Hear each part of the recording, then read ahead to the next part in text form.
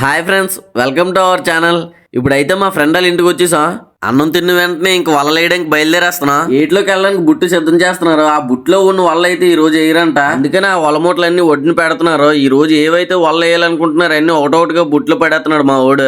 Location అయితే అదిరిపోయింది కదా. ఇంకా ఇక్కడ ఉన్న ఏ గుడిసెల వాళ్ళు ఏట్లోకి బయలుదేరలేదు. ఫస్ట్ మేమే వెళ్తున్నాం. ఇక్కడికి వచ్చిన వెంటనే కడుపు నిండా చేపల పులుసు అయితే గట్టిగా కుమ్మేసిన. ఇంక ఏట్లోకి వెళ్ళడానికి బుట్టు రెడీ అయిపోయింది. స్టార్ట్ అయిపోయాం. ఒడ్డున ఉన్నప్పుడు ఇంజిన్ స్టార్ట్ చేయకూడదు. ఎందుకంటే ఒడ్డున రాయలు ఉంటాయి కదా. ఆ ఇంజిన్ చెవులు ఉన్న ఫ్యాన్ గానీ ఏదైనా రాయికి తగులుకుంది అనుకోండి, ఇంజిన్ మొత్తం డ్యామేజ్ అయిపోద్ది. అందుకనే కొంచెం దూరం వరకు ఇలా మండుకుంటూ వస్తారనమాట. ముందైతే ఇంజిన్ లో అవే ఉండేవి కాదు. ఎంత దూరం అయినా సరే ఇలాగే వెళ్లేవారు. ఇలా మండుకుంటూ వెళ్ళడం వల్ల అయితే చేతులు నొప్పి పడితే ఇంకా దాంతో పాటు చాలా ఎక్కువ టైం తీసుకుంటది. కానీ ఇంజిన్ వచ్చిన తర్వాత అయితే అలాంటి ప్రాబ్లమ్స్ ఏవీ లేవు. మా ఊళ్ళకి చాలా బాగా యూజ్ అవుతుంది. అలా చాలా దూరం వెళ్ళిన తర్వాత అయితే ఇంక వల్ల వేయడం స్టార్ట్ చేశారు. ఇప్పుడు నీటిలోకి ఒక రాయి దించాడు కదా, దాన్ని వచ్చేసి కట్రాయి అని అంటారు, లేదా బోయ తాడు అని అంటారు. ఒక్కొక్క దగ్గర ఒక్కొక్కలా పిలుస్తూ ఉంటారు. ఆ తాడు చివరిని అయితే ఏదో ఒక పెద్ద కట్ట లాంటిది కట్టేసి ఉంటది. ఇప్పుడు ఈ వల మొత్తం ఆ తాడుకే కట్టేసి అయిపోతున్నారు. దీని వల్ల యూజ్ ఏంటంటే వల ఎటు కదిలిపోకుండా స్టేబుల్ గా ఉంచుతుంది అనమాట. మొత్తం 2 కట్రాయిలు దించుతారు. వాళ్ళ స్టార్టింగ్ లో ఒకటి, వాళ్ళ ఎండింగ్ లో ఒకటి. దాంతో పాటు మనం వల ఎక్కడేసామో తెలుసుకోవడానికి కూడా ఉపయోగపడుతుంది అనమాట.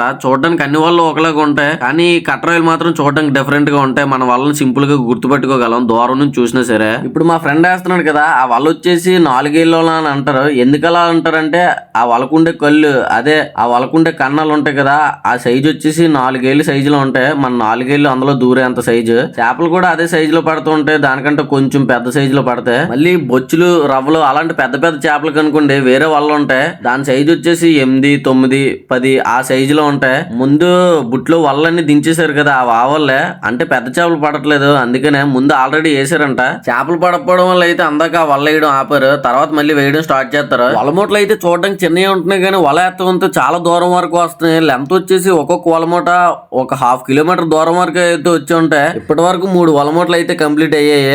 ఆ కొండ దగ్గర నుంచి ఆ చివరి నుంచి ఇక్కడ వరకు 3 వలలు అంటే చూసుకోండి, కనబడుతుంది ఆ కొండ. అక్కడ నుంచి స్టార్ట్ చేశారు. ఇక్కడ వరకు వచ్చే 3 వలలను మొత్తం 4 వలమూటలు తెచ్చారు. 3 ఏమో 4 ఏళ్ళలో, ఒకటేమో 6 ఏళ్ళ. ఆ 4 ఏళ్ళలో అన్ని వేయడం కంప్లీట్ అయిపోయింది. ఇదిగోండి 6 ఏళ్ళు ఇదే.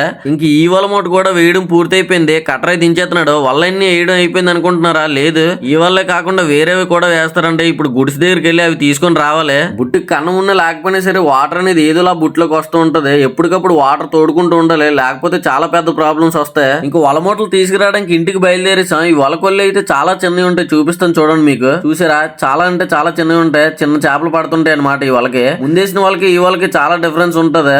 ఈ వల్ల వచ్చేసి బేడ్స్ వల అని అంటారు. ఎందుకలా అంటారంటే ఈ వలకి ఎక్కువ బేడ్స్లు పడుతూ ఉంటాయి. అంటే దీనికి పడే చిన్న చేపలు ఉంటాయి కదా, అందులో చాలా రకాలు ఉంటాయి.